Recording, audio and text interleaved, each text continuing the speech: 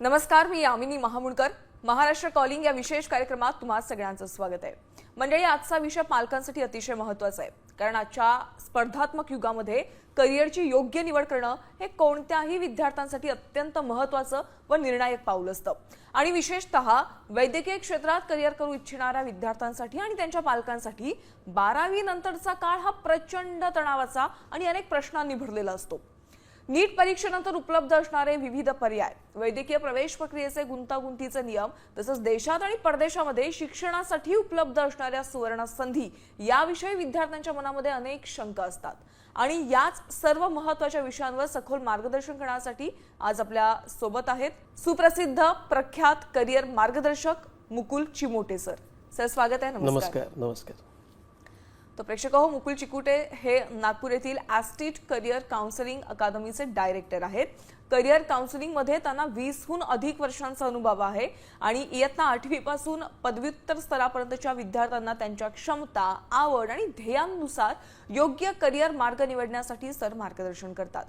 तसंच अभिरुची म्हणजेच ॲप्टिट्यूड व सायकोमेट्रिक चाचण्यांच्या आधारे करिअर मार्गदर्शन, भारतातील तसंच परदेशातील विद्यापीठांमध्ये प्रवेशासाठी मार्गदर्शन, प्रवेश प्रक्रिया व मानकीकृत परीक्षांसाठी तयारी, शैक्षणिक नियोजन व करिअर विकासासाठी सल्ला, याशिवाय पदवीधर विद्यार्थी आणि कार्यरत व्यावसायिकांना करिअरमध्ये बदल, उच्च शिक्षणाच्या संधी आणि दीर्घकालीन व्यावसायिक प्रगतीसाठी मार्गदर्शन व सहाय्य या क्षेत्रांमध्ये त्यांचं विशेष प्रावीण्य आहे. तर सरांच्या या कामाची दखल अनेक संस्थांनी घेतलेली आहे आणि त्यांना best career counselling academy Asia Pacific, best career counselling Maharashtra eminent research foundation 2019, mayor's innovation award Nagpur municipal corporation 2019, international iconic award Moscow Russia 2019 अशा बऱ्याच पुरस्कारांनी सन्मानित करण्यात आलेला आहे. आता आपण विषयाला सुरुवात करूया. अतिशय महत्त्वाचा विषय आहे तुमच्या पाल्यांसाठी. सर, सुरुवातीला तुमच्याविषयी आणि ॲस्टीट करिअर काउन्सिलिंग अकॅडमी विषयी थोडक्यात सांगा.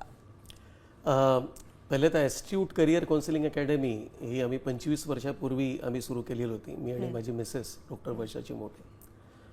तर we both are Art of Living teachers also.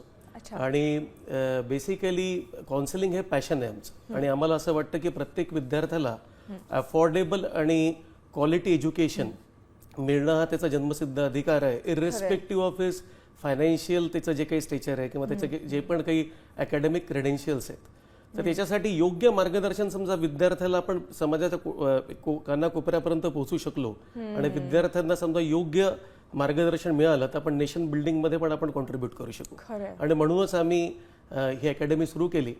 माझ्याबद्दल सांगायचं झालं तर मी सर्टिफाईड करिअर अनालिस्ट आहे आणि हा जवळपास मला 25 वर्षाचा अनुभव आहे या क्षेत्रामध्ये. आणि it is my passion. Me soft skill trainer पण आहे आणि पुष्कळ साऱ्या सामाजिक सोशल वर्कमध्ये पण माझी पुष्कळ इन्व्हॉल्वमेंट असते. As far as counselling is concern तर 8वीपासून PhD पर्यंत सगळ्याच मुलांना मी मार्गदर्शन करतो. आणि राष्ट्रीय आणि आंतरराष्ट्रीय स्तरावरती बेस्ट युनिव्हर्सिटीजमध्ये पूर्ण करिअर प्लॅनिंगनुसार त्यांना ॲडमिशन्स पण देणं, स्कॉलरशिप्स देणं, या सगळ्या गोष्टींसाठी पूर्ण माझं मार्गदर्शन असतं. अच्छा. खरं तर सर, विद्यार्थ्यांसाठी योग्य दिशा मिळणं हे खूप महत्त्वाचं असतं आणि ते तुम्ही करताय. सर, सध्या बघायला गेलात स्पर्धा इतकी वाढलेली आहे की अगदी पहिलीच्या मुलापासून आपण 10वीपर्यंत बघायला गेलात म्हणजे शैक्षणिक जे वर्ष सुरू झालेलं आहे पहिलीपासून, तेव्हापासून ती स्पर्धा सुरू झालेली आहे. त्यामुळे अशा वेगवान बदलणाऱ्या युगामध्ये करिअर काउन्सिलिंग विद्यार्थ्यांसाठी आणि त्यांच्या पालकांसाठी किती महत्त्वाचं ठरतंय? खूप इम्पॉर्टंट आहे. एक टाइम्स जाऊन एक रिसर्च केला होता, त्याच्यामध्ये हे बघितलं की 90% स्टुडंट्सला इंडियामध्ये प्रोफेशनल करिअर गायडन्स नाही आहे. आणि 80% मुलांना असं वाटतं की त्यांनी हा विषय घ्यायलाच नव्हता पाहिजे किंवा त्यांनी हा करिअर घ्यायलाच नव्हतं पाहिजे. तर मिसअलाइनमेंट ऑफ करिअर आहे, त्याच्यामुळे डिप्रेशन आहे, त्याच्यामुळे सुसायडल टेंडन्सीज आहेत आणि आयुष्यामध्ये आनंद नाहीये. आणि कुठेतरी आपल्या कंट्रीचाही लॉस आहे, कारण की युथला समजा प्रॉपर डायरेक्शन नाही आहे तर पूर्ण समाजाचं त्याच्यामध्ये नुकसान आहे. डोमेन एक्सपर्टाईज आपल्याकडे त्याच्यामुळे तयार नाही होणार. आणि पहिले कसं होतं की परंपरागत 5-6 करिअर जसं डॉक्टर, इंजिनियर, सरकारी नोकऱ्या, डिफेन्स सर्व्हिसेस, वकील, हे 5-7 करिअर्सच लोकांना माहिती होते. आणि आज 13,000 पेक्षा जास्त करिअर्स आज अवेलेबल आहेत. आणि म्हणून प्रॉपर माहिती समजा मुलांना दिली, प्रॉपर गायडन्स समजा मुलांना मिळाला तर त्यांचं खूप डेव्हलपमेंट होऊ शकतं आणि आपल्या नेशनचंही त्याने डेव्हलपमेंट होऊ शकतं. आणि म्हणून करिअर काउन्सिलिंग हे फार इम्पॉर्टंट एक ॲस्पेक्ट आहे. बरोबर है ना. आणि सर असं होतं की अनेकदा असे करिअर काही आहेत की जे समोरून फेम दाखवतात, पैसा दाखवतात, पण मुळामध्ये ते करण्यासाठी खूप आपल्याला मेहनत करावी लागते किंवा बऱ्याच अशा गोष्टी असतात त्या विद्यार्थ्यांपर्यंत कळत नाही. वरच्यावर सौंदर्य बघून ते त्याकडे आकर्षित होतात, पण नंतर मग त्यांना त्याचं डिप्रेशनमध्ये जातं जर त्याच्यामध्ये त्यांना तसं यश मिळालं नाही तर. त्यामुळे करिअर काउन्सिलिंग अतिशय महत्त्वाचं आहे. असं विद्यार्थ्यांसाठी योग्य करिअर निवडताना कोणते असे महत्त्वाचे घटक आहेत जे त्यांनी लक्षात ठेवले पाहिजेत? केवळ गुणांच्या आधारावर करिअर निवडणं योग्य आहे का? मार्कशीटनी करिअर निवडणं हे अत्यंत चुकीचं आहे. हो. करिअर निवडताना त्या मुलाची पर्सनॅलिटी कशी आहे, त्याची थॉट प्रोसेस कशी आहे, त्याची लाईफस्टाईल कशी आहे, त्याला कुठल्या गोष्ट, त्याचे विकनेसेस काय आहेत आणि त्याची एक विचारशैली कशी आहे, त्याचं फ्युचर विजन कसं आहे, या सगळ्या गोष्टींना आपल्याला त्याचं आकलन करायला पाहिजे आणि अकॉर्डिंगली आपल्याला करिअर निवडायला पाहिजे. दिस इज व्हेरी व्हेरी इम्पॉर्टंट. बरोबर. तर personality analysis it is very very important aspect of career choice. हे फारच इम्पॉर्टंट आहे. पर्सनॅलिटी अनालिसिस करणं खूप इम्पॉर्टंट आहे. बरोबर. सर सध्या एआयचा वापर खूप वाढलेला आहे, त्यामुळे सायकोमेट्रिक टेस्ट आणि एआय आधारित करिअर अनालिसिस म्हणजे नेमकं काय आहे त्याविषयी सांगा. आणि या ज्या चाचण्या आहेत त्या विद्यार्थ्यांना योग्य करिअर निवडण्यासाठी कशा प्रकारे मदत करतात? सायकोमेट्रिक अनालिसिस म्हणजे मुलाच्या मनाचा आरसा आहे. बरं. आणि त्याच्यामध्ये तुमचं सगळ्यात पहिले 5 जे घटक असतात की पर्सनॅलिटी अनालिसिस. जसं आता कोणी व्यक्ती समजा इंट्रोवर्ट आहे आणि तो इंट्रोवर्ट व्यक्तीला मी समजा त्यांनी वडिलांच्या किंवा कोणाच्या ओपिनियनमुळे MBA मार्केटिंग घेतलं किंवा अशा जॉबला तो गेला की लॉ सारख्या याला गेला, तर ते करिअर त्यासाठी योग्य नाही आहे. तसंच एखाद्या एक्स्ट्रोवर्ट मुलाला मी समजा म्हणेन की तू असं काम कर की 10 ते 5 एकाच जागी बसून तुला काम करायचं आहे, असं तुझं प्रोफेशन आहे, तर त्याला कधीच हॅपीनेस मिळणार नाही. बरोबर. तर पर्सनॅलिटी फार इम्पॉर्टंट आहे की कशा प्रकारचं व्यक्तिमत्व आहे ते त्याचं करिअर ठरतं. This is first aspect of psychometric. Second आहे करिअर अनालिसिस आणि स्ट्रीम अलाइनमेंट. करिअर अनालिसिस म्हणजे काय, कुठले करिअर्स जे असतात ते एंटरप्राइझिंग करिअर्स असतात. काही काही करिअर्स म्हणजे त्याच्यात निर्णय घ्यायची क्षमता तुमच्यामध्ये असली पाहिजे, लीड करायची क्षमता असली पाहिजे. सेकंड काही असतात की बेसिकली रिअलिस्टिक करिअर्स असतात की त्याच्यामध्ये टूल्सला किंवा मशीन्ससोबत तुम्हाला काम करायचं आहे, अशा प्रकारचे करिअर्स असतात. काही काही जे करिअर्स असतात ते क्रिएटिव्ह करिअर्स आहेत. जसं आज तुम्ही ज्या क्षेत्रामध्ये काम करताय तर इट इज तुम्हाला प्रेझेंटेशन करणं, सगळं करणं, तर त्याच्यामधले तुमच्या ज्या क्षमता आहे त्याच्यामुळे ते करिअर तुमच्यासाठी फार तुम्ही त्याच्यात सक्सेस असं तुम्हाला मिळत आहे. तर तसंच क्रिएटिव्ह करिअर्स असतात. काही काही सोशल करिअर्स असतात, त्याच्यामध्ये सोसायटीसाठी आपल्याला काही मदत करता येते है ना. तर आणि काही काही डेटा ड्रिव्हन काही काही करिअर्स असतात. तर बेसिकली ज्यांना नंबर्सशी खेळायला आवडतं, त्याचा डेटा अनालिसिस आणि या सगळ्या, तर अशा वेगळ्या वेगळ्या प्रकारचं करिअर अनालिसिस त्या टेस्टमध्ये होतं. अकॉर्डिंगली आपण स्ट्रीम त्याला अलाइन करू शकतो. तसंच अभ्यास कसा करतो मुलगा, प्रत्येक विद्यार्थ्याला एकाच प्रकारे रिडिंग अँड रायटिंगनी त्याला चांगले मार्क मिळणार नाही. कोणी कायनेस्थेटिक लर्नर असतं, कोणी व्हिज्युअल लर्नर असतं, कोणी ऐकून शिकतं, प्रत्येकाची आकलन क्षमता तसे वेगळ्या वेगळ्या. तर त्याचं ते अनालिसिस होतं आणि त्याच्या मग कसं तो इम्प्रूव्हमेंट करू शकतो आपल्या शिक्षणामध्ये आणि परफॉर्मन्समध्ये ते त्याच्यामध्ये सांगता येतं. तसं स्किल आणि ॲबिलिटीज याचं पण त्याच्यात इव्हॅल्युएशन होतं की न्यूमरिकल ॲबिलिटी कशी आहे, तुमचं ॲडमिनिस्ट्रेटिव्ह कसं स्किल आहे, तुमचं मधलं मेकॅनिकल ॲबिलिटी कशी आहे, स्पेशल आणि व्हिज्युअलायझेशन. आज जसं आर्किटेक्ट आहे, तुम्ही मला सांगितलं की मला असं घर पाहिजे, तर I have to visualise that आणि त्याला कागदावरती मला करावं लागेल. तर ते बेसिक, कोणी डायरेक्टर आहे, कोणी ॲक्टर आहे, तर ते त्याच्यासाठी ते क्रिएटिव्हिटी त्याच्यामध्ये असली पाहिजे. Special creativity, mechanical aspects, social cooperation. आता तुम्ही डॉक्टर बनायला जाताय आणि तुम्ही सोशल कोऑपरेशनच तुमच्यामध्ये नाहीये, तर तुम्ही योग्य डॉक्टर बनू शकाल का? Dhirubhai Ambani was not a graduate, तो ग्रॅज्युएट नव्हता, पण त्यांनी एवढी मोठी ऑइल इंडस्ट्री कशी काढली म्हणून.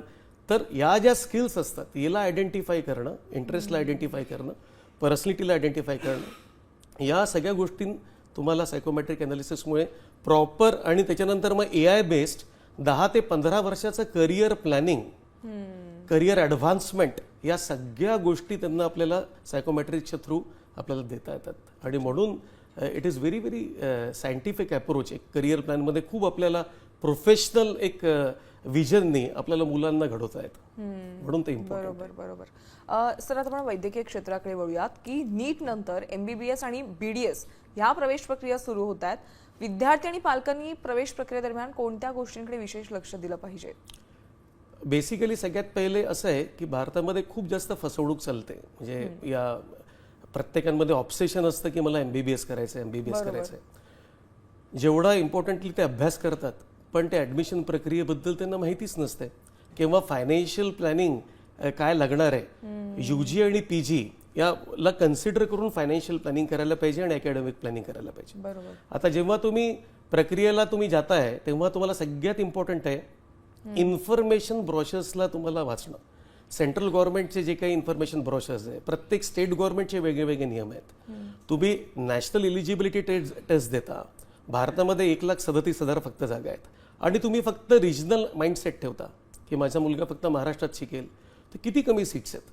तर तुम्हाला इन्फॉर्मेशन ब्रॉशर्स वाचायला पाहिजे, त्याचे सगळे नियम वाचायला पाहिजे. प्रत्येक स्टेट गव्हर्नमेंटचे वेगवेगळे रेग्युलेशन्स समजा तुम्हाला माहिती आहेत तर कमी मार्कांनी पण नीट विदाऊट डोनेशन तुम्हाला चांगल्या इन्स्टिट्यूशनमध्ये ॲडमिशन्स मिळू शकतात विदाऊट एनी कॅपिटेशन फीस. बरोबर. आणि हे फार इम्पॉर्टंट आहे की आणि समजा तुम्हाला हे जमत नसेल तर तुम्हाला जाणकाराकडनं त्याचं मार्गदर्शन घ्यायला पाहिजे. पण नियोजन हे फार इम्पॉर्टंट आहे. जितकं इम्पॉर्टंट नीटमध्ये मार्क घेणं आहे त्याच्यापेक्षा जास्त इम्पॉर्टंट आहे तुम्हाला ॲडमिशन प्रक्रियेबद्दल सखोल माहिती असणं. बरोबर. विथ अवेअरनेस तुम्ही त्याला अप्रोच करायला पाहिजे तर नक्की सक्सेस तुम्हाला मिळेल. मला हाच प्रश्न तुम्हाला विचारायचा की सध्या भारतात गुणवत्तेच्या आधारावर कोणतंही डोनेशन न देता MBBS किंवा BDS मध्ये समजा प्रवेश घ्यायचा असेल तर तो मिळू शकतो का? बिलकुल मिळू शकतो आणि आम्ही दिलेलं आहे. म्हणजे आम्ही एकदम कमी मार्काच्या मुलांना एकदम अफोर्डेबल कॉलेजेस दिलेलं आहे. तर हे कसं शक्य आहे? तर बेसिकली 4 प्रकारच्या ज्या संस्था असतात की एक गव्हर्नमेंट इन्स्टिट्यूशन असतं, त्यानंतर प्रायव्हेट इन्स्टिट्यूशन्स असतात, डीम युनिव्हर्सिटीज असतात आणि सेंट्रल ॲक्ट युनिव्हर्सिटीज असतात. तर याचे जे नियम आहेत त्याच्याप्रमाणे काही ओपन स्टेट्स आहेत आणि काही क्लोज स्टेट्स आहेत. ओपन स्टेट्समध्ये तुम्हाला बेसिकली डोमेसाईल मॅन्डेटरी नसतं आणि क्लोज स्टेट्स असे असतात की जिथे तुम्हाला डोमेसाईल मॅन्डेटरी असतं. बरोबर. तर आज आपल्याला फक्त तुम्ही जिथे राहता, जिथले तुम्ही रहिवासी आहे त्याच्या व्यतिरिक्त तुम्हाला मल्टिपल ॲप्लिकेशन्स करता येतं. तर जेवढे मार्क तुम्हाला कमी असतील तेवढे जास्त ॲप्लिकेशन्स समजा तुम्ही केल्या वेगवेगळ्या स्टेट गव्हर्नमेंटच्या रेग्युलेशन्सचा अभ्यास करून तर नॅचरली तुमची प्रॉबिलिटी ऑफ ॲडमिशन वाढेल. समजा तुम्हाला आज 500 मार्क आहेत आणि मला 300 मार्क आहेत. तुम्ही फक्त महाराष्ट्रामध्ये ॲप्लिकेशन करताय आणि मी 10 स्टेट्समध्ये ॲप्लिकेशन करतोय. मी केरळमध्ये ॲप्लिकेशन केला, मला 300 मार्क आहेत तर तिथल्या मेरिट लिस्टमध्ये माझं नाव येणार, तुमचं नाव नाही येणार. तर admission always happens on the state merit rank, process rank, not on NEET ranking. Okay. साधारण प्रवेश प्रक्रियेदरम्यान विद्यार्थी आणि पालकांमध्ये बऱ्याच चुका होतात. त्या चुका शक्यतो कोणत्या असतात? सगळ्यात पहिले तर त्यांच्यामध्ये डेस्परेशन असतं. शांततेने प्रक्रियेला जायला पाहिजे. बरोबर. ज्यांच्यामध्ये पेशन्स आहे आणि प्रक्रियेबद्दल सखोल माहिती घ्या. प्रॉपर प्रोफेशनल्स लोकांचा, चांगल्या लोकांचा सल्ला घ्या की ज्यांच्याकडनं आणि एक प्लॅन्ड वेमध्ये एक अनालिटिकल आणि स्ट्रॅटेजिक अप्रोचनी तुम्ही परीक्षा प्रक्रियेला, ॲडमिशन प्रक्रियेला तुम्ही अप्रोच करायला पाहिजे. ही फार एक इम्पॉर्टंट गोष्ट आहे. आता याच्यामध्ये काय होतं की डेस्पेरेशन असतं की माझ्या मैत्रिणीला ॲडमिशन मिळाली, मला ॲडमिशन नाही मिळाली. सगळ्यात पहिली चूक आहे की मित्रमैत्रिणींसोबत आपण फॉर्म नाही भरायला पाहिजे चॉईसचा. कारण की तो तुमचा कॉम्पिटिटर आहे. तुमची स्ट्रॅटेजी आणि दुसऱ्याची स्ट्रॅटेजी हे टोटली डिफरंट राहू शकतं. तुमची अजून एक आहे की बरेच पालकांना ही चूक करतात की पालकांचं फायनान्शियल नियोजन किती त्यांना करायचं आहे, किती पैसा मला लागणार आहे हे त्यांना माहितीच नसतं. आणि साधारण मी शेतकऱ्यांच्या मुलांनाही पण पाहिलं आहे, ते अशा कॉलेजमध्ये ॲप्लिकेशन करतात, त्यांचा नंबर लागतो आणि वडिलांजवळ पैसाच नसतो टाकायचा. तर लिगलिटीज कॉलेजच्या काय काय आहेत, त्यांची फी स्ट्रक्चर्स काय काय आहेत, तुमचं आर्थिक नियोजन काय आहे, या सगळ्या गोष्टींमध्ये पालकांचं प्रॉपर प्लॅनिंग नसतं किंवा याची माहिती नसते, तिथे ते चुका करतात. वैद्यकीय क्षेत्राची निवड करताना बरेच जण सुरुवातीपासूनच की मला परदेशात जाऊन शिक्षण घ्यायचंय हा विचार एक ठेवतात. तर परदेशात MBBSचं शिक्षण घेणं हे कितपत सुरक्षित आहे आणि योग्य देश आणि योग्य विद्यापीठ निवडताना कोणते असे महत्त्वाचे निकष आहेत जे विद्यार्थ्यांनी आणि पालकांनी आपल्या डोक्यात ठेवले पाहिजेत? आता बेसिकली कसं आहे की का बरं भारतामध्ये कसं आहे 26 लाख मुलांनी नीट परीक्षेचा फॉर्म भरला होता. 1,37,000 फक्त भारतामध्ये जागा आहेत. त्याच्यामध्ये गव्हर्नमेंट सेक्टर 61 आणि प्रायव्हेट सेक्टरच्या सीट्स पण भरपूर आहेत. तर प्रत्येकाला अफोर्डेबल नाही आहे. म्हणून परदेशात तुम्ही नक्की जाऊ शकता. आणि नॅशनल मेडिकल कमिशननी 18 नोव्हेंबर 2021 मध्ये एक गॅझेटेड नोटिफिकेशन काढलेलं आहे की त्याच्यामध्ये तुम्हाला कोर्स तुमचा सिमिलर असला पाहिजे, तुमचं ड्युरेशन 4.5 वर्ष आणि 1 वर्षाची इंटर्नशिप असली पाहिजे, इंटर्नशिप सेम कॉलेजमध्ये असली पाहिजे, बरोबर. तसंच ज्या देशात तुम्ही शिकायला जाते तिथे लायसन्स टू प्रॅक्टिस तुम्हाला मिळालं पाहिजे आणि इंटर्नशिप पण इंग्लिशमध्येच तुमची व्हायला पाहिजे. ह्या सगळ्या गोष्टींचा त्यांनी नियम दिलेले आहेत. त्याच्यानंतर तुम्हाला भारतामध्ये येऊन नॅशनल एक्झिट किंवा फॉरेन मेडिकल ग्रॅज्युएट एक्झामिनेशन द्यावं लागेल. तर या सगळ्या गोष्टी बाबी तुम्ही तपासायला पाहिजे. देशामध्ये काही प्रॉब्लेम नाही आहे, विद्यापीठांमध्ये प्रॉब्लेम आहे. तर विद्यापीठ हे कॉम्प्लायन्स करताय का याची तपासणी व्हायला पाहिजे आणि मग तुम्ही तिथे नक्की जाऊ शकता. आणि नॉन इंग्लिश स्पीकिंग कंट्रीमध्ये जाताना तुम्हाला हे बघावं लागेल की तिथली राष्ट्रीय भाषा पेशंटचे कम्युनिकेशन करताना तुम्हाला शिकायची तयारी असली पाहिजे. या फार इम्पॉर्टंट आहेत. World directory for medical education आणि वर्ल्ड फेडरेशन फॉर याच्यामध्ये तुमचा कॉलेज म्युटेटेड आहे का हे बघायला पाहिजे. बरोबर. आता फॉरेनमध्ये ज्या विद्यार्थ्यांना उच्च शिक्षण घ्यायचं आहे त्यांच्यासाठी एक महत्त्वाचा प्रश्न की भारतीय विद्यार्थ्यांसाठी परदेशामध्ये उच्च शिक्षण घेण्यासाठी सर्वात परवडणारा, अफोर्डेबल आणि एक दर्जेदार पर्याय कोणता आहे? तसं तर America, Australia, Canada, great Britain, New Zealand या 5 कंट्रीजचे जे रजिस्टर्ड प्रॅक्टिशनर्स आहेत त्यांना भारतामध्ये डायरेक्ट त्यांना नॅशनल मेडिकल कमिशनकडनं मान्यता आहे. तर पूर्वतयारी केली तर अमेरिकेसारख्या कंट्रीमध्ये किंवा इथे तुम्हाला स्कॉलरशिप सोबत तुम्हाला जाता येतं. जर्मनीमध्ये फ्री MBBS आहे. तसंच इतर क्षेत्र जे आहे इंजिनिअरिंग, मॅनेजमेंट, प्युअर सायन्सेस या सगळ्या क्षेत्रामध्ये फ्री एज्युकेशन मुलांना अवेलेबल आहे. तर जर्मनी आजच्या तारखेमध्ये वर्ल्डची 3rd बिगेस्ट इकॉनॉमी आहे आणि खूप चांगला पर्याय आहे.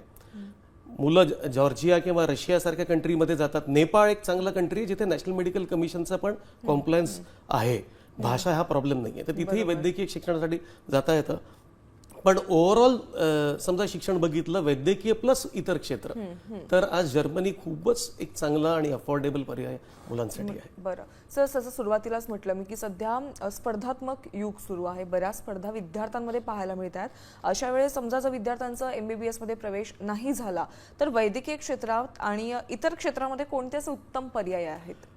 खूपच चांगले आहे. एक तर त्यांनी सगळ्यात पहिले त्यांचं करिअर अनालिसिस टेस्ट करायला पाहिजे, जसं सायकोमॅट्रिक अनालिसिस करायला पाहिजे. सेकंडली आजच्या तारखेमध्ये बायो इन्फॉर्मॅटिक्स झालं, master of physician associate program झाला, bachelor of physician associate program झाला. पॅरामेडिकलमध्ये आज ऑपरेशन थिएटर टेक्निशियन, त्याच्यानंतर लॅबोरेटरी सायन्सेस, त्याच्यानंतर तसंच environmental sciences, environmental studies, health informatics, medical informatics, हे पण सगळे क्षेत्र त्यांच्यासाठी भरपूर आहे. जिनॉमिक्स म्हणून आहे, वॅक्सिन रिसर्चर म्हणून आहे, असे इतके सारे क्षेत्र आहेत की भरपूर क्षेत्र त्यांच्यासाठी अवेलेबल आहे. नक्कीच. सर, आता जाता जाता एक महत्त्वाचा प्रश्न की ॲस्टेट करिअर काउन्सिलिंग अकॅडमी विषयी विद्यार्थी आणि पालकांना तुम्ही कशा प्रकारच्या सेवा प्रोव्हाइड करतात, कशा पद्धतीने तुम्ही मार्गदर्शन करतात त्याविषयी सांगा आणि पालकांना आणि विद्यार्थ्यांना एक महत्त्वाचा असा एक सल्ला द्या. सगळ्यात पहिले तर बेसिकली आम्ही करिअर अनालिसिस पूर्ण करतो. करिअर आयडेंटिफिकेशनसाठी आम्ही विद्यार्थ्यांना मदत करतो आणि A to PhD सगळ्यांनाच आम्ही गायडन्स देतो. थर्ड आहे ॲडमिशन्ससाठी भारतात किंवा परदेशात, मग ते MBBS असो, BDS असो, BAMS असो, फिजिओथेरपी असो, ऑक्युपेशनल थेरपी असो, पॅरामेडिकल कोर्सेस असो, कॉमर्स असलं, ह्युमॅनिटीज असेल, कुठलंही क्षेत्र, मॅनेजमेंट असो, देशात किंवा परदेशात कुठेही स्कॉलरशिप पण मोस्ट अफोर्डेबल. आम्ही कुठल्याही युनिव्हर्सिटीकडनं कमिशन घेऊन काम करत नाही. आमचं पूर्ण स्टुडंट सेंट्रिक अप्रोच आहे आणि विदाऊट कमिशन्स आम्ही मुलांना सगळं ॲडमिशनसाठी मदत करतो. मेंटॉरिंग करतो जेणेकरून त्यांना शिष्यवृत्ती मिळेल. बँक फायनान्ससाठी पण त्यांना आम्ही मदत करतो. आणि आता जे MBBS आणि PGचं पण सगळं चाललेलं आहे, याच्याही सगळ्या ॲडमिशनसाठी पूर्ण ट्रान्सपरन्सीने त्यांची पूर्ण प्रोसेस आम्ही हँडल करतो. सगळं काही आहे. आणि आमच्याकडे लर्निंग डिसेबिलिटीसाठी पण स्पेशल डिव्हिजन आहे, ज्याच्यामध्ये आम्ही हे सगळे काउन्सिलिंग्स पण विद्यार्थ्यांना आम्ही प्रोव्हाइड करतो आणि बिहेवियरल थेरपीज वगैरे पण आमच्याकडे आम्ही सगळे देतो. तर असं सगळं आहे. तर करिअर काउन्सिलिंगपासनं, ॲडमिशनपासनं, मेंटॉरिंगपासनं तर each and everything, rehabilitation, all this things आम्ही कव्हर करतो. तर एक माझा सल्ला पालकांना असा आहे की त्यांच्यावर कुठलेही तुमच्या ज्या अभिलाषा आहेत त्या थोपू नका. प्रत्येक विद्यार्थ्यामध्ये काही ना काही दैवी गुण आहे आणि त्यांचा दैवी गुणांना बघून, त्यांच्या त्या डिवाईन क्वालिटीजला बघून त्यांच्यासाठी क्षेत्र निवडा. ना की तुम्ही सोशल ओपिनियन्सला महत्त्व देऊन त्यांना प्रेशराईज करून त्यांना करिअर ते घ्यायला सांगा. कारण की त्यांनी डिप्रेशन तुमच्या मुलांना येऊ शकतं आणि कुठेतरी आपला नेशनचा पण लॉस होऊ शकतो. तसंच विद्यार्थ्यांना माझं हे सांगणं आहे की पेशन्स ठेवा, मोठी स्वप्न बघा, पण मोठी स्वप्न पूर्ण करण्यासाठी त्याच्यासाठी प्रॉपर मार्गाचं पाथवे निवडणं हे फार इम्पॉर्टंट आहे.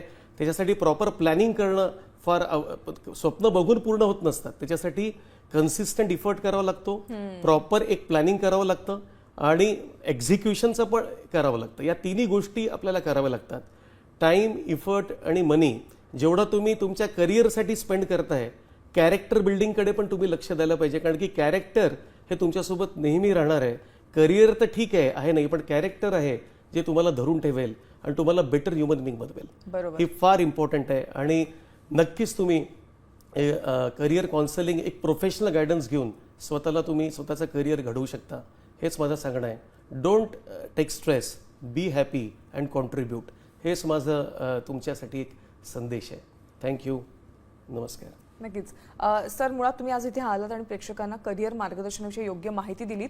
तुम्ही ॲस्ट्यूट करिअर काउन्सिलिंग अकॅडमीबद्दल एक महत्त्वाचा उल्लेख केला, ते म्हणजे ट्रान्सपरन्सी आहे तुमच्या कामामध्ये आणि तेच सध्याच्या घडीला खूप महत्त्वाचं आहे. सर, तुम्ही इथे आलात आणि योग्य माहिती दिली त्याबद्दल आभार. थँक्यू. आणि सॅम टीव्हीला पण मी धन्यवाद देतो की मला ही ऑपॉर्च्युनिटी दिली की जनतेसमोर माझे जे माझ्याकडे जे इन्फॉर्मेशन आहे ती शेअर करायची तुम्ही संधी दिली, प्लॅटफॉर्म दिला. तर आय एम रिअली ग्रेटफुल आणि माझं ग्रॅटिट्यूड मी व्यक्त करतो सॅम टीव्हीसाठी. Thank you very much. Thank you so much.